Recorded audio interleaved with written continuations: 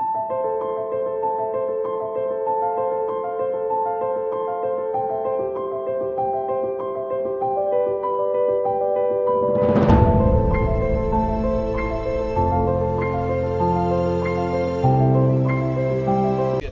evening, sir. Yeah, good evening. Oh, just for the records, your name and what you represent, sir.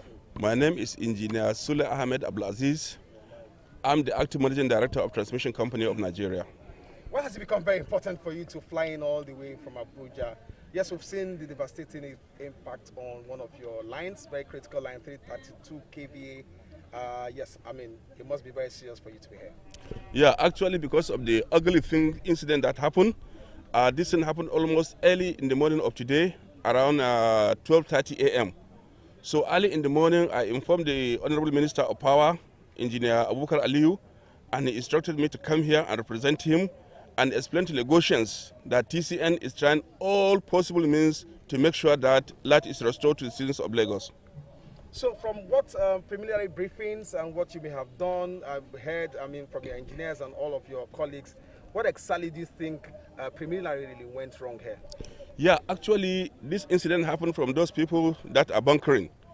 They went and tampered with NNPC pipe, and I think from there was an outbreak of fire, and this fire now went and melted some of our conductors on this Ikeja West Akamba 330 kV transmission line.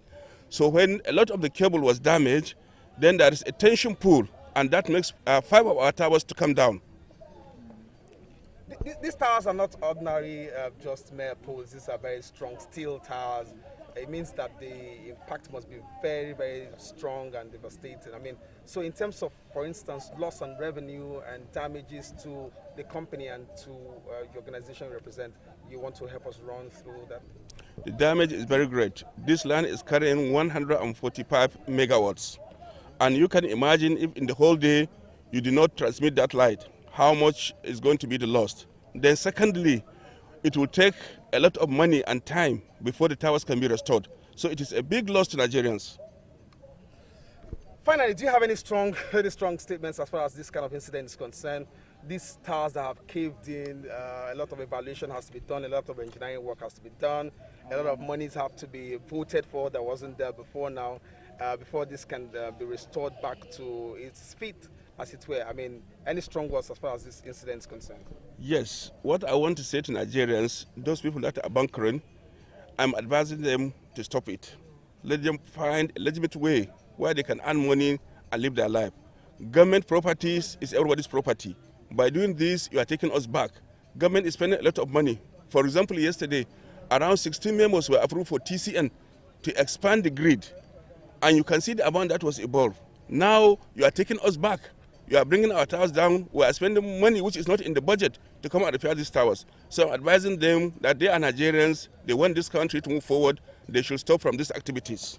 When this incident happened, we don't want to leave Lagos in darkness. So Akamba station, which is fed by this line, it has also another source where we can feed it, which is through Ijora. So from that time, we have been supplying the substation through Ijora, and now our engineers were able to restore the second line that trip, because this line that went down is line 1. Then we have line 2 in case of redundancy. That line, when this incident happened, is also trip. But our people have patrolled the lines. It is now working, and all the load has been transferred to that line. So we don't have any problem. Even at today, Lagos is getting almost 900 megawatts.